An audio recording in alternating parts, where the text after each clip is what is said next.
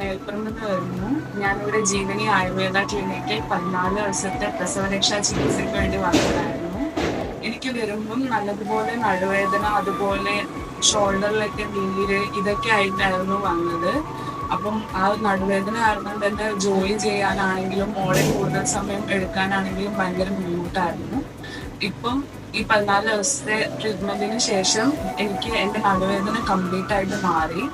അപ്പം എന്നെ ട്രീറ്റ് ചെയ്തിരുന്ന ഡോക്ടർ JR രാഘവനായിരുന്നു. അതുപോലെ എൻ്റെ എല്ലാ കാര്യത്തിലും കൂടെ നിന്ന് എന്നെ ഹെൽപ്പ് ചെയ്തതും എല്ലാ കാര്യങ്ങളും ചെയ്തു തന്നതും ബീന ചേച്ചിയും രാവിന ചേച്ചിയും ആയിരുന്നു.